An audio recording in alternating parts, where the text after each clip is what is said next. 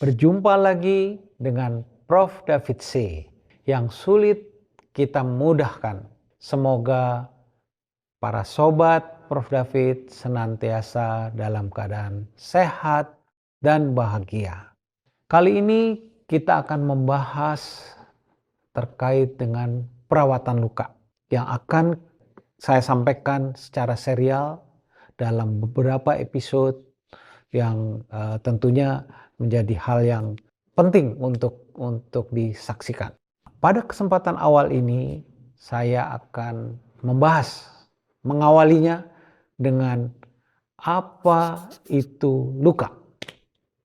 Kalau kita berbicara luka, secara definisi adalah terputusnya kontinuitas jaringan atau diskontinuitas jaringan yang dapat disebabkan oleh berbagai sebab.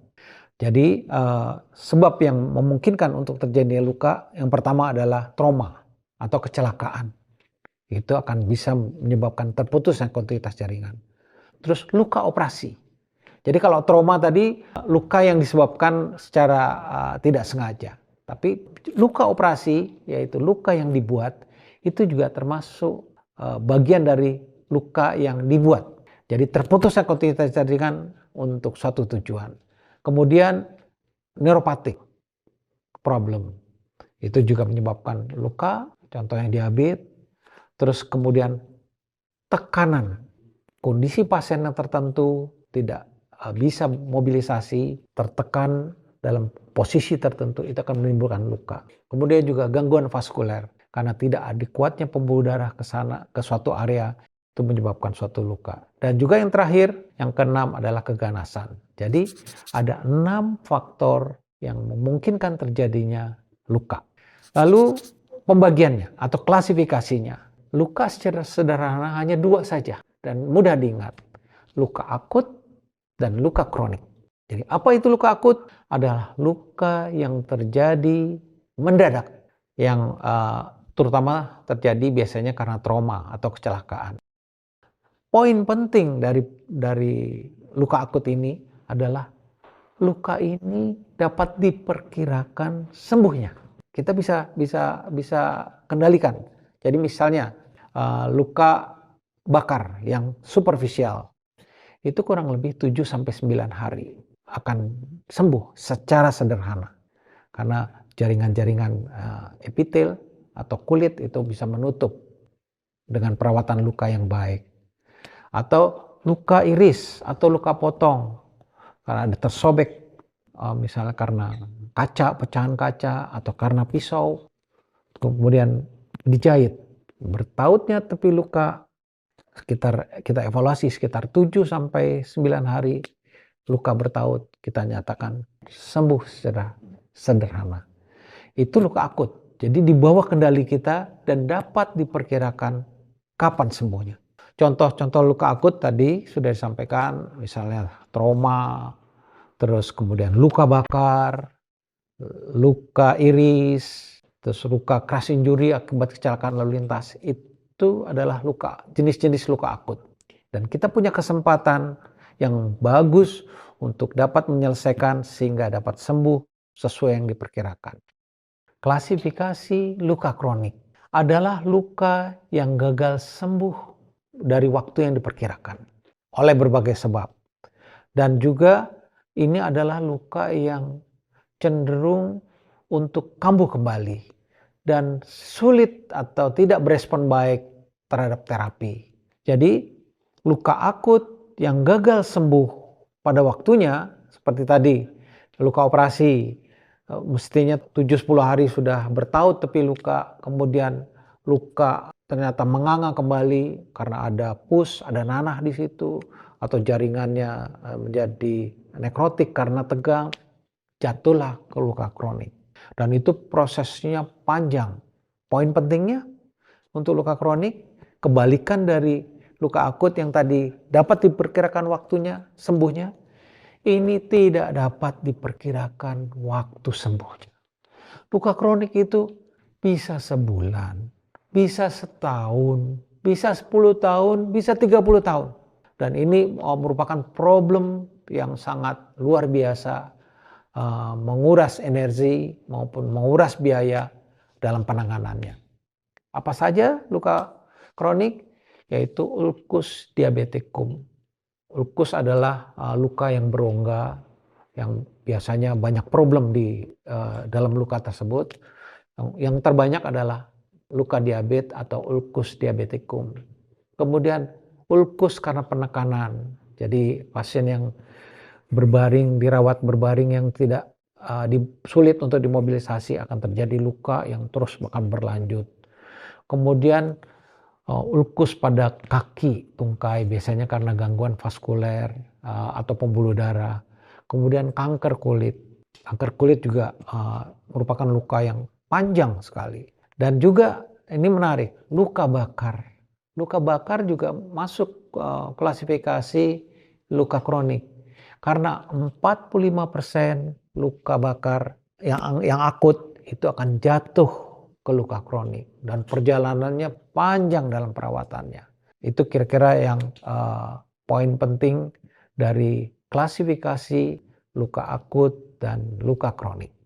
Kalau berbicara tentang luka, tidak dapat dipisahkan dengan penyembuhan luka. Kita perlu tahu tentang penyembuhan luka. Jadi penyembuhan luka mengalami beberapa fase, yaitu fase pertama adalah fase inflamasi, yaitu fase peradangan, di situ ada bengkak, di situ ada nyeri, memar, itu umum terjadi pada fase inflamasi yang kurang lebih sekitar 5 hari. Segera disusul fase berikutnya, fase kedua adalah fase proliferasi. Pada fase proliferasi dibentuk atau diproduksi material-material untuk penyembuhan luka, yang mendukung untuk penyembuhan luka. Kemudian berikutnya disusul setelah hari ke-21, jadi hari ke-5 sampai hari ke-21 adalah fase proliferasi. Setelah hari ke-21 ada yang disebut fase remodeling atau fase pematangan atau fase maturasi. Itu seperti fase renovasi. Jadi pembentukan atau menata jaringan supaya dapat pulih kembali seperti hampir sedia kala. Jadi tidak pernah mencapai sedia kala tapi hampir mendekati sedia kala. Itu kurang lebih berjalan 6 bulan sampai 12 bulan. Jadi fase inflamasi, proliferasi, dan remodeling akan berjalan saling sambung menyambung, merupakan suatu bagian dari proses fisiologis dari penyembuhan luka. Jadi banyak komponen yang terlibat pada fase inflamasi, terutama komponen-komponen peradangan sangat dominan di sana. Pada fase proliferasi, sintesis kolagen dan epitel sudah berproses dengan baik pada penyembuhan luka. Pada fase remodeling terjadi keseimbangan antara sintesis dengan degradasi. Dan akhir dari remodeling adalah terbentuknya scar atau parut. Itu yang poin penting bahwa kita mengetahui dari terjadinya luka pada proses penyembuhan ada scar yang akan terbentuk. Nah, kemudian kita jenis-jenis luka akut. Apa saja? Yang pertama adalah abrasi. Abrasi seperti pengikisan atau luka-luka yang terjadi di mana kulit permukaannya terkelupas, seperti anak kita kalau naik sepeda jatuh di aspal, terus ada ya istilah biasanya kita sebut beset gitu. Itu adalah abrasi atau lecet. Kemudian setelah abrasi adalah laserasi. Laserasi adalah luka robek. Luka robek oleh berbagai sebab. Bisa pecahan kaca, oleh irisan tajam pisau. Itu membuat luka menjadi sobek. Itu adalah contoh luka akut. Terus ada yang disebut avulsi. Avulsi sobekan juga dan struktur jaringan yang terkena trauma atau terkena benda tajam, selain sobek terelevasi. Itu avulsi. Kemudian juga ada luka bakar. Luka bakar umum terjadi akibat panas. Itu adalah salah satu jenis dari luka akut. Yang berikutnya adalah traumatic tattoo. Nah, ini mungkin istilah ini belum terlalu populer atau familiar bagi para sobat Prof. David. Ini traumatic tattoo. Traumatic tattoo adalah suatu luka yang terjadi biasanya di jalan raya disertai dengan partikel-partikel asing, misalnya pasir waktu dia terjadi kecelakaan di jalan, kemudian pasir masuk ke dalam lukanya atau aspal. Nah, itu penting sehingga punya penamaan khusus namanya traumatic tattoo. Kenapa disebut traumatic tattoo? Itu trauma bisa jadi berbentuk laserasi, bisa dalam bentuk abrasi, tapi disertai partikel-partikel asing yang masuk di dalamnya. Dan itu harus dibersihkan. Kalau tidak akan menimbulkan tato, warna, bintik-bintik yang sangat sulit untuk diatasi kalau tidak ditangani secara baik pada kesempatan pertama. Kemudian jenis-jenis atau contoh tadi luka akut, kembali kita membahas luka kronik. Apa saja? Tadi saya sudah sampaikan luka kronik yang paling banyak adalah diabetes. Diabetes adalah luka kronik yang sulit penanganannya. Tidak hanya sekedar bersifat lokal, tapi secara sistemik juga diperlukan upaya-upaya untuk memperbaiki tubuhnya. Jadi ada problem sistemik, ada problem lokal. Lokalnya adalah luka diabetes. Sehingga seringkali luka diabetes menjadi luka yang panjang. Kemudian ada yang disebut ulkus tekanan. Ini juga jenis luka kronik yang banyak terjadi. Jadi nama populernya dulu disebut dekubitus. Kemudian disebut ulkus tekanan bahasa Indonesia itu. Bahasa Inggrisnya pressure ulcer. Sekarang memakai terminologi baru pressure injury.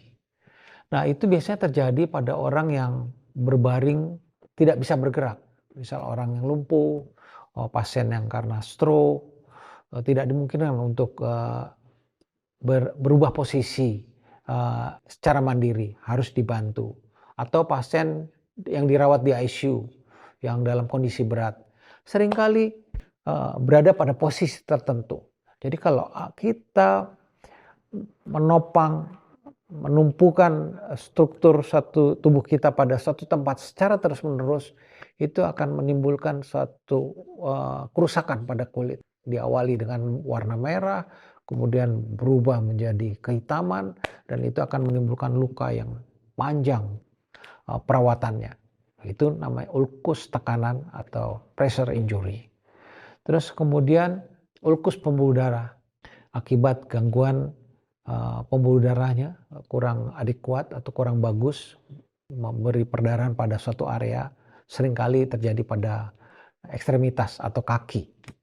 Kemudian luka bakar.